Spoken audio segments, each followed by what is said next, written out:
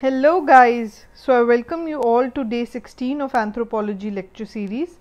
We are already doing topic 1.6. So now we have come to the end of the 1.6 chapter. After this we will do Homo sapiens. So let's get started. Now a very small topic in this chapter was Rhodesian man. Okay, we had already done Homo neanderthals, right? So this Rhodesian man was a variety which was found in Africa. Okay, so this was a intermediate kind of species between Neanderthals and Homo sapiens. Okay, so we know by now, सबसे पहले Australopithecus came, then after that we studied about Homo erectus, then we studied about, just leave one space here, then we studied about Homo Neanderthals and then Homo sapiens. Okay, and here we had studied about Homo heidelbergensis, we had studied about, and this Rhodesian man is somewhere in this category, somewhere here or somewhere here. Okay, so again there is a lot of confusion in its phylogeny.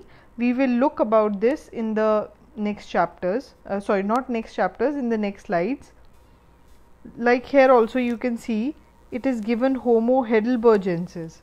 He is given the subspecies of heidelbergensis, whereas here we are saying that it is between Neanderthals and Homo sapiens. So you can see there is a lot of confusion regarding its phylogeny also. Just look at the photo. This is the African Rhodesian man. Okay, so this fossil was found in in Africa at the Broken Hill. That is why Broken Hill near Rhodesia. That is why it is called Rhodesian man. It is also called the Kubwe skull because Kubwe was the place it was found. Kubwe, right? Right. So Arthur Woodward was the person who found this skull, right? Arthur Woodward. Then almost full cranium part and some fragmented bones of other parts of the skull was found of two individuals. Okay, and when dating was done, it was known that this Rhodesian man lived around 2 lakh years ago. So what did we learn from here? It was an intermediate between Neanderthal and Homo sapien, was found in Rhodesia, Africa. Cranium part and fragmented bones were found dating 2 lakh years ago, right? Now let's come to the physical features. Now as you can see from the picture itself, it has an enormous brow ridge, okay, and a receding forehead, right? Brow ridge was more like a chimpanzee and it was larger than any modern man. So again a little less evolved feature than Homo neander, because Homo neander was a little more evolved than this. Then the brain case is primitive, fine, and but parietal lobe was well developed. The parietal lobe, that is this part of the brain, the lateral part, was well developed. Cranial capacity is also good, 1280 to 1400, and foramen magnum anteriorly placed. Anterior means this place, and occupies the central position. That means almost we can say that it must have had an erect posture due to the positioning of the foramen magnum, right? So these were the physical features. Teeth were more like a modern man, fine. Pelvis, leg bone quite human like but robust. That means the legs, teeth, and the parietal lobe, these three things were like modern man. What was not like the modern man? First thing is, I'll just show you from here, the brow ridge, forehead was not like the modern man, okay, and it was more the brain case, that was also primitive, and foramen magnum again like modern man. Now if you remember, when we were doing Neanderthals, when we did Neanderthal and all pecking man and Java man, we studied that they were lot younger fossils than 2 lakh years, right? They were like 60,000 years ago, like that, right? So this is 2 lakh years ago, right? So it must have been a more newer species. These must have been more, you know, later species than this Rhodesian man. The culture, again they also belong to Middle Paleolithic period only, and tools discovered show that they had similarities with modern bushmen today. The modern bushmen which live in Africa, the kind of tools that they use, similar tools were used by this Rhodesian man, but again this is just a hypothesis. No evidence for that is found. Like, we have not found enough stone tools or any other kind of tools to make it more like foolproof that they used similar tools, but again that's a hypothesis. Phylogeny, again, now this is the part which you will understand. So first of all, they are called African variety of Neanderthal. Neanderthal, as we know, is the European the ones who lived in Europe, Neander Valley, they were found first, right? So yeah, as we had seen, Neanderthal was also a subspecies of sapiens only, okay, right? So this Rhodesian man was considered to be African variety of Neander. Then Woodward, who had found the skull of Rhodesian man in Broken Hill, he believed that because of the position of the foramen Magnon, he should be considered in genus Homo, okay, genus Homo heidelbergensis, okay. So because we had seen that the foramen magnum was exactly like that of humans, so he believed that he should also be considered in genus Homo, despite the fact that many of its features were very primitive, right? So here comes in another person, Pycroft, who did not believe that he had an erect posture. He believed that he must have been walking with his bent back, so he did not have pure erect posture. So he gave it another category, that is Psiphanthropus rhodensis, okay. So again you can see there is a dichotomy, there is a confusion as to where it should be placed, and this is a valid argument for every other variety of either Homo or non-Homo fossils, because as new studies come up, there are new ideas or new discoveries that happen, and based on that new hypotheses are given, right? So another person, Houghton, he believed that there was enough similarity between Neander and Rhodesian man. So Rhodesian man was a variant who bifurcated from Neander, and it proceeded to become modern man. It means Neander here, okay, and Neander proceeded to become a modern man. Now let me just try to tell you what I mean by it, so that it becomes a little more clear to you. I need to dig deep into the topic. See, let's assume we were doing it yesterday also, that just imagine this as our world. Fine, I'm just focusing on Asia, Europe and Africa right now. So we had seen Neander was here, Neanderthal, who was a subspecies of Homo sapien, was here only, right? So we have seen time and again different classes of categories of human homos, or the other previous categories also had taken some routes to travel to different places over the course of evolution, right? So it was believed one variety which went here in Europe became Neander, and the left one, which was left in Africa only, developed to be a different category, that is Rhodesian man. So it was the same. When it got bifurcated, it became over the course of years different. This became Neander and this became Rhodesian man. Now Homo erectus we had done, Asian Homo erectus we had done, then we had seen European part, that was Heidelbergensis. So Heidelbergensis came before Neander, and then will come the Homo sapien. So this is the place, some people are saying Heidelbergensis in Homo erectus should be the place where Rhodesian man should be put. Some are saying no, Homo neanderthals, which is a subspecies of Homo sapiens only, should be put in this category, and then will come the modern man, that is Homo sapiens sapien, right? So do not get confused about it. Rhodesian man जो था वो अगर देखा जाए तो नियंडर से थोड़ा पहले का है, उससे पहले का है, ये 2 लाख साल पहले का है, this is 2 lakh years ago, and Neander was found at least around 60,000 to 40,000 years back, right?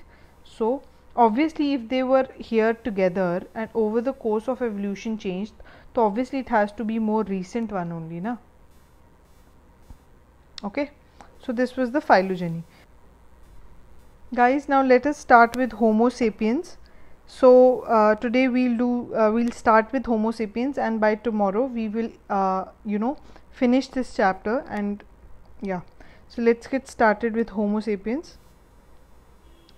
Yeah, so you have looked at this picture. This looks like more like a modern man, right?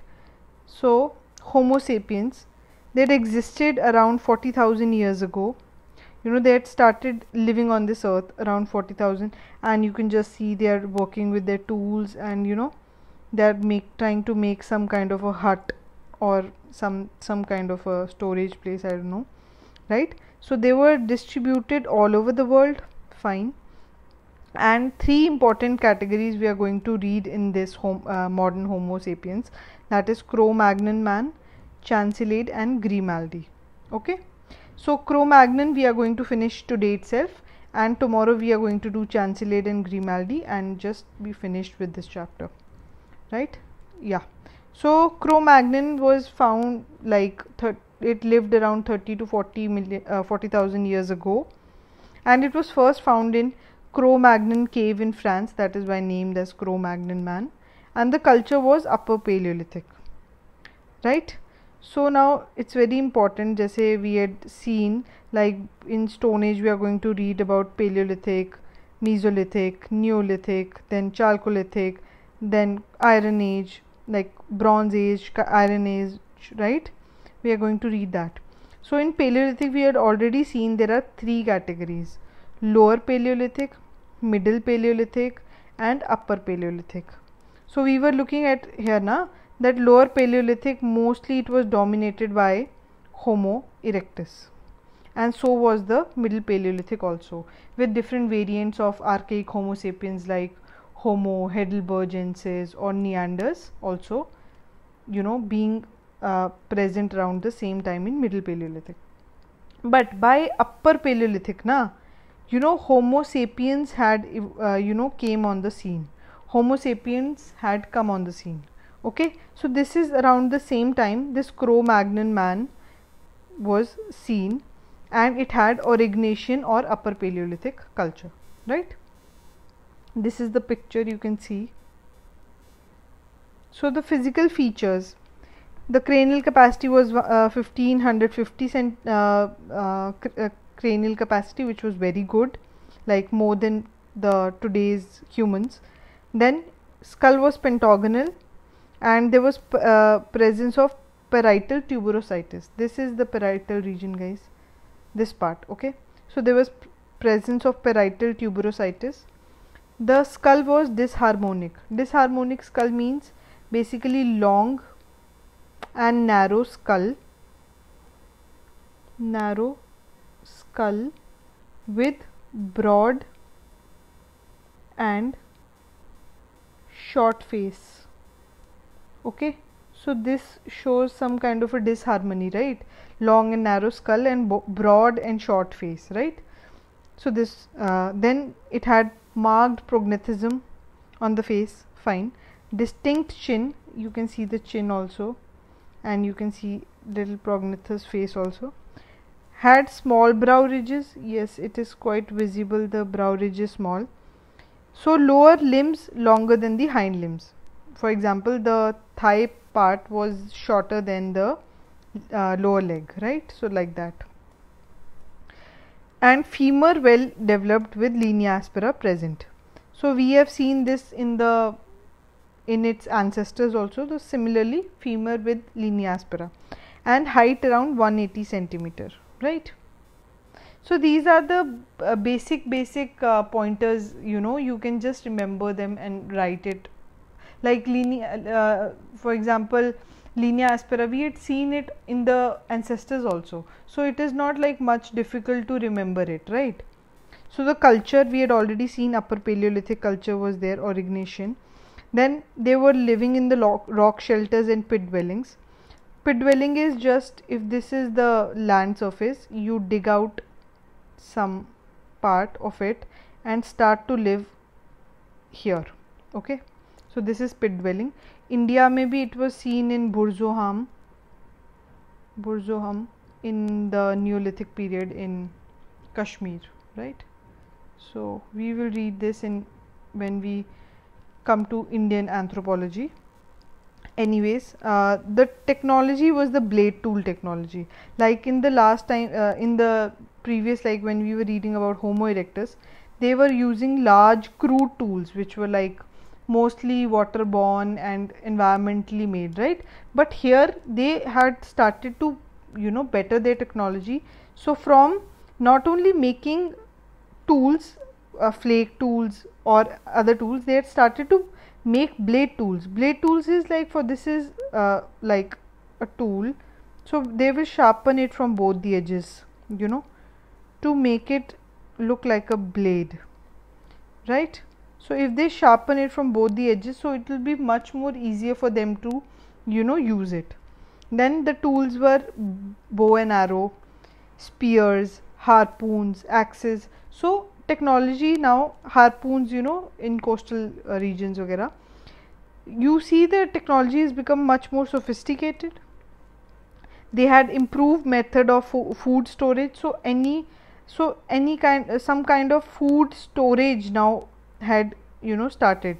They had started to store food rather than, you know, just get the food and eat it, consume it at the moment. No, they had started to store food also, and some kind of clothing had also started. So now they were doing systematic hunting. As you can see from the picture itself, there are only 3 people and hunting such a big game. Now they are not just doing persistent hunting in the sense that they are continuously running, you know, behind the big game.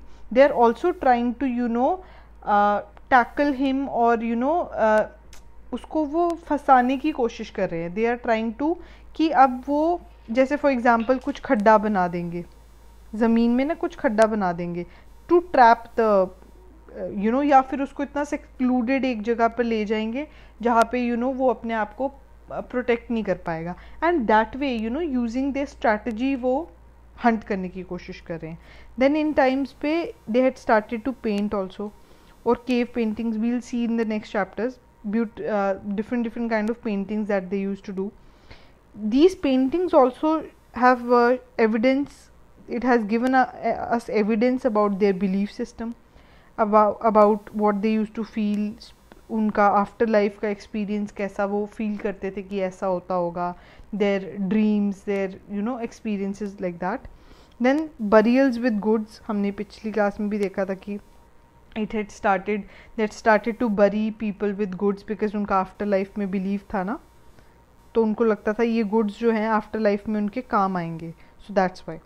And existence of social class, of course कभी भी अगर कहीं पे भी surplus generate होने लगता है ना, सरप्लस जनरेट होता है, वो सरप्लस हमेशा इनइक्वालिटी की तरफ ले जाता है. तो इससे पहले क्योंकि सब हंटर गैदरर थे, कुछ सरप्लस था नहीं, तो इतनी इनइक्वालिटी थी नहीं. अब जब से थोड़ा सा सरप्लस आने लगा, ये लोग थोड़े से ग्रुप्स में आने लगे, तो थोड़ा सा सोशल क्लास और इनइक्वालिटी भी आने शुरू हो गई, right. And they use to hunt mammoth, rhino, bear. You don't need to worry if you cannot remember this, because this is going to be the full-fledged next chapter. वहाँ पे करेंगे. I will give you the historical perspective of each and every point, तो आपको बहुत अच्छे से relate हो पाएगा. Here just focus on the physical aspects of it, right? So this was the culture. Again, phylogeny confusion is there. So some believe that, you know, these similar fossils like Cro-Magnon man kind of fossils were found in Omo Basin, that's in Africa, and School, that's in Israel, around 1 lakh years ago. So, you know, whereas in France, which we found, it was not older than 40,000 years ago. So there is a, you know, inconsistency. 40,000 versus 1 lakh years, you know, that's a lot of time difference. So how can we say that, जैसे हमने बोला होमो sapiens just इतने साल पहले ही अर्थ पे रहना start किए, जबकि ऐसे same kind of, you know, हमें फॉसिल्स 1 लाख साल पहले ही मिल गए थे अफ्रीका से या फिर इजराइल से. So how can we say that they are homo sapiens, right? So that kind of confusion is there. According to some, Cro-Magnon did not extinct but continues till day. So they believe कि Cro-Magnon जो है वो extinct हुआ ही नहीं है. Like the ranchos of Canary Island. Canary Island, this is a part of France. So people living in Canary Island or Dordogne, I don't know how to pronounce it perfectly, but this is also in France. These two places, you know, people who live today also have, you know, physical characteristics like that of Cro-Magnon. So they believe that they had not got extinct. They are still present in these Canary Island, ranchos of Canary Island. They you know, exhibit the same physical characteristics. And according to some, they became extinct and modern man evolved from him. So some believe that no, Cro-Magnon got extinct, or, you know, eventually turned into a modern man. So these are all the you know, phylogeny related controversy around the Cro-Magnon man. With this we have completed today Rhodesian man and in Homo sapiens Cro-Magnon. Tomorrow we will do the Chancellade and Grimaldi, which is also a part of Homo sapien only, and then we are going to complete this chapter. So any doubts you can just pin down in the comment section below. I will try to, you know, revert back to you and explain whatever your doubt is. Please do like, share and subscribe, and guys, please, it's my humble request to all of you to motivate me. Please do share and like. Thank you.